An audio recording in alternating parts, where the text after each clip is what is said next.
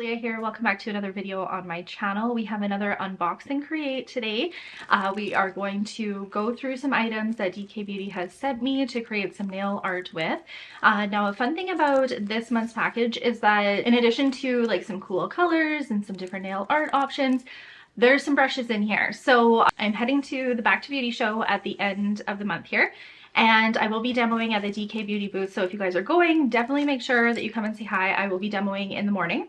But I have not tried some of the different brushes from Akzentz, Gel Bottle, and Apres. So those are the three brands in addition to Clear Jelly Stamper that I will be demoing with, and requested in this month's box to have some brushes to try out because I tend to use like an ombre brush and some liner brushes and some like smaller headed nail art brushes for the different styles of nail art that I do. I want to play around with those brands as well as those quality brushes too. So I'm really looking forward to sharing those in this video with you guys. I've already unboxed the items and kind of checked out what was in this month's package. But now we're going to go through the items and then we're going to create a press-on set for one of my clients. So we have the Gel Bottle Blooming Gel, which is really good because I do kind of want to play around with this a little bit more. I really enjoy playing with blooming gels. I prefer one that is a little bit more runny, but I can see the purpose of a thick one as well. This one appears just initially off of first impressions here that it's going to be a little runny. This product is Luxio Build. So you guys know I work with the Cocoa and Clear Glass Builder Gel all the time. If you've taken any of my workshops, we use it a lot for encapsulation. I wanted to try another brand as well that would do like the similar effect. DK Beauty will be carrying Akzentz, the Gel Bottle, and Apres, and then some select Clear Jelly Stamper ones that I will be demoing. So for the show, if I'm going to do any encapsulation, I need to work with one of those products. So I wanted to try out this one, Luxio Build, to see what we can do with it. It does appear to be a little bit more of a thicker consistency than the Cocoa and Claire Glass Builder, but obviously we will play around with that. I have not featured any really cool brushes on the channel in a while, so I am very much looking forward to this. I am like a self-proclaimed brush lover. I absolutely love trying out different brushes, so this is just like feeding my soul right now. So the first one we have is the Apres Artiste Filbert brush, and that is this size here. So for me, I'm picturing working with this more so with like marbling, obviously like hand painting, anything like that, but initial first impressions, I'm thinking, okay, let's marble with that. This is Akzentz number 4 brush, and this is the size of head on it. It is a very stiff head as well. I think in my last unbox and create, I featured this brush, which I have just been loving. The Art-05 brush, so you can see like the comparison there between the size. I'm going to leave the Art-05 brush out because I'm going to use that one for swatching. I was just going to say I'm trying to get better at putting lids on my brushes as I can't find the brush for this, or the lid for this one. Okay, then we also have this one from Akzentz number 8. And this is, look at that, it's just like a little teeny tiny head on it. I saw this one and I was just thinking, you know, that is a very unique brush head. I am not 100% sure what I'm going to do with this one. Honestly, like applying glitter is like what comes to mind with that initially. This is Art-03, and this is a liner brush. As you can see here, it's got a little bit of like a bigger belly and then it goes into a finer tip, which I really do well with those type of brushes. For watercolor as well as for like just creating line nail art. So I think that will be a good one. I have actually worked with the Akzentz art brushes years ago. Like again, you guys, I trained with Akzentz back in the day. That would have been 2009, which is 15 years ago. Insane. But I trained with Akzentz when I was going to get my certification to be a professional nail tech. So I have used a lot of Akzentz products, but keep in mind, this would have been a long time ago. So things have changed, but I do remember loving the art brushes. Another really good thing about these is the price point. These have a very budget-friendly price point. And then we have 2 gel bottle brushes. So I really wanted an ombre brush because I use ombre brushes all the time for marbling. This one has, I feel like, a little bit more like longer bristles in it than the Cocoa and Claire ombre brush, which is the one I use quite often. So I'm really interested to see how that works for me. I really struggle with these type of like covers. And then this is a liner number 1 brush. This one, like, look at how fine those hairs are. I think this is just going to be an excellent brush. I cannot wait to get started using that one. Okay, and then we have 3 options gels here. Whenever you're working with like the accents gels, you give them a good stir. So I did give this one a good stir. So this is what this shade looks like. A really nice like minty type of color. Then we have Bolero blue, but this is kind of like a darker periwinkle blue. Definitely has like some hints of purple to it as well. This one is called Aurora Spark. I'm so looking forward to this because look at that sparkle. It is like a holographic pink sparkle. I haven't stirred this yet either, so I am very much assuming that some of those sparkles have settled a bit, so we will give that a stir when we go to apply it. Okay, so these are a little tricky to apply. So I tried a couple different ways. This is just me like dry brushing this onto the nail here. It is so sparkly, but after I applied it, I was thinking I'm pretty sure I'm gonna have to encapsulate this. Now it was suggested to me from Morgan to try using like a base gel, so that's what I'm using here. So don't cure that base gel and then go in and apply your glitters down, and this one worked okay. I'm going to show you guys kind of like a side view after it cures. It still is a little bit lumpy, so I am going to encapsulate it and then I would do any sort of filing with it as well. This is generally how I would work with a glitter that is a little bit more thick like this one. So you can see from the side here what that looks like. I would file it still a little bit. But another suggestion was to actually use some of the shine on, and this might be my favorite way to use these. Put some of that down, don't cure it, and then go in and apply your glitters. And this like really sucked those glitters down. So if you were wanting to do like a full nail of these, they would be super sparkly, and a lot easier to work with. This is how it looks from the side with that method. I plan to use this Baby's Breath color, which from Apres, which is like a milky white consistency as the base for this chrome, just so we can kind of get an idea of how it would appear on light. And then another Apres one is this one, Fairy Wings. So I believe it's called Pink Carnation from Apres. It is the first like milky transparent gel polish from Apres that I have used. And I love working with these type of gel polishes. And I really liked the application of the other one that I had tried from Apres. So I am definitely trying to build my Apres collection because, I don't know guys, it's like one of my favorite gel polishes to work with. And then the last product that we have here, this is a gel polish from the gel bottle. This one is called Sprinkles, and it is a very bright coral, leaning more on like the orange side of coral. I find corals can either lean like a little bit more pink or a little bit more orange. This one I find leans a little bit more orange here, but it is perfect for spring summer nail art. Studio Effects Chrome Pigment Prism. This is a new release for the gel bottle. I think it pairs with their new Daisy collection, but like look at that chrome.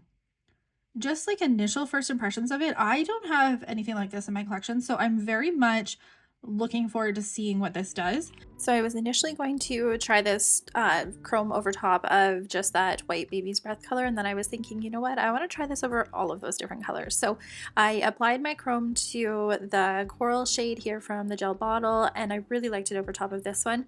I applied it to that was the pink Apres one that you guys just saw, and then this was the Akzentz, like the teal one. This one looked really pretty too. And then I did apply it to the Baby's Breath color, which you guys are seeing here, and this one looks really cool. I think it's so pretty. And then the design that we're going to do at the end will kind of emulate this a little bit. I did apply it to the accents, the darker blue. It looks really cool, but I think my favorite way was with the lighter color tips. Now this is the press-on set of nails that we are going to come up with. It is so beautiful. I think it just came together so fun. So the first thing we're going to do, I am going to take the Apres tips, the ombre ones, and this is in short coffin, and I'm sizing it for my client Megan here. And these I thought would work really good for the chrome because we have like that white base to it, but we also have the see-throughness near the cuticle. So I was really curious to see how it would work. So initially I just did some marbling down on the nail here using that blooming gel, and I wanted to see how the chrome would look over top of it. So I went in, did my marbling. I'm going to go in and use my Akzentz Shine On. This is one of my favorite products for working with chrome nails. After it's cured, I'm going to go in with the chrome from the gel bottle, and if you haven't tried these chromes, they apply so nice. I was really blown away by this particular shade because it is a holographic chrome, but it just looks so beautiful on top here. So I'm just kind of surrounding where that marble was, but but this was not my preferred way of doing this set of nails. So I was just showing you one demo of how you could do it there. But this is the way that actually worked a little bit better, I thought. I tried a few different ways. So we're going to go in and we're going to chrome the entire nail first. And if you guys need more tips and tricks for working on chrome nails, I do have a tricky nail art video up that goes through all of my favorite products as well as techniques for working with chromes here. So I am going to do them on the ombre tips here and just kind of fade it towards the free edge so that it looks kind of like an ombre nail, which I just think looks so beautiful. But you guys know me, I cannot leave it there. I got to do some fun art. A lot of times I have a hard time narrowing down colors that I want to use, so I just decided to use all of the colors here minus the pink. So I'm going to put them down on a palette, and I actually end up working with a lot of the different brushes for this design too. I'm going to prep my ombre brush though with just having, it's actually the blooming gel, but you can use any clear gel. I'm just going to put some in the bristles, and then on a dry wipe I'm just going to like remove some of it. Mostly I'm kind of like mushing it into the bristles. This is a really good way to prep your brushes. So after I've done my chrome on the French there, I'm going to take some of that blooming gel and I'm just going to apply it near the free edge, and I'm working very, very thin with that blooming gel because I don't need it to really separate a lot. I was going to marble it on my brush here on the ombre brush anyway, so I didn't really think that I needed a lot of blooming gel. Plus I want to keep these as thin as I possibly can, so I'm going to scoop up the different colors on the ombre brush here, and then I'm just going to kind of drag them into that blooming gel. This is like one way that you can work with these. I also like would flip my brush around and kind of marble them a little bit too. I find when it comes to doing marble nail art, every nail is going to look different. You cannot recreate the same nail twice, which is like the fun of marble nail art. And I love playing around with different like angles and accents and using different brushes and seeing what the products are going to do together. If you guys have taken any of my workshops, we do a lot of this type of playing around in them. And I recently had a marble workshop launch that really dives in depth on how to marble your gels, your art inks, your watercolors, and we even actually do some Sharpie marbling in it too. So it's a really fun workshop. It's honestly probably my favorite one that I've put out so far, besides my watercolor stamping one. That one is a really good one too. But if you are interested in any sort of marble techniques that I do in my videos, that workshop is an excellent one to take. So I'm gonna do this nail here kind of on like an angle for the blooming gel, and again I'm just gonna lift, kind of like scoop my products up, and then when I am dropping them down on the nail I'm just like wiggling my brush to kind of see what the colors are going to do together. This is another way that I was playing around with them too. This one was actually very simple. I felt like I didn't need to do anything else there, and I ended up just kind of curing it here. But some of the other ones I decided to kind of like marble in different colors and play around with them a little bit more. So the first hand for Megan's set of nails here was kind of like my practice hand. I was just kind of figuring out what I wanted to do for the design, and after I discovered this way of doing it where you do the chrome and then the marble on top, I was hooked. So that's what we're going to do for the rest of the nails here. I am just going in and putting my chrome down on most of the nails. As you can see, when I work with chrome, I like to actually use two different types of sponges. So I try and use like one side of the sponge to just like put the chrome on, and then I flip it over to like more of a clean side, and that's where I like really rub it in. I find that makes your chrome work a little bit better.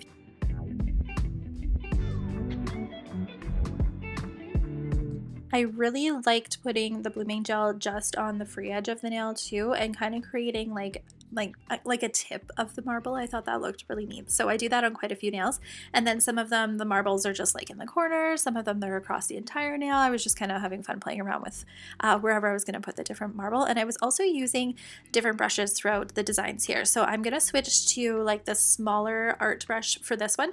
It's not like the teeny tiny one, but I did want to kind of play around with how the gels marbled together differently depending on the different brushes that I was playing with. Then I switched to this liner brush, and oh my gosh, it is just like the tiniest little liner brush. It was so fun to marble with. This is the really, really tiny art brush from Akzentz here. This was really fun for just adding like small amounts of gel to the nail. I think it worked really good for that. Creating marble nail art is probably one of my absolute favorite things to do.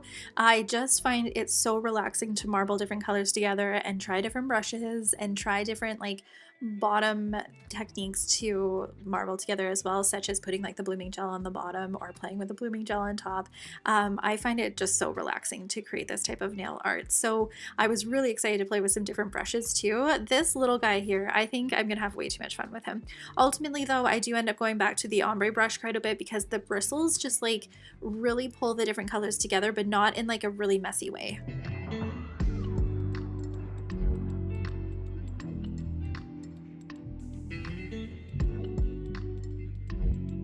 For this nail, I tried to make the gels kind of go more on like an angle here, but I was trying to make them go a little bit more swoopy towards the cuticle. It turned out to look kind of cool too, but I do find that marbling in like the milky gel polish really helped with this design too. So after I have all the marble nails how I want them, I'm going to top coat them, and you guys look at that hollow chrome. It just looks so good with these marble nails. This was not my original plan for this chrome when I was going to work with it, but I think it turned out really cool. I absolutely love how this marbled set of nails came together.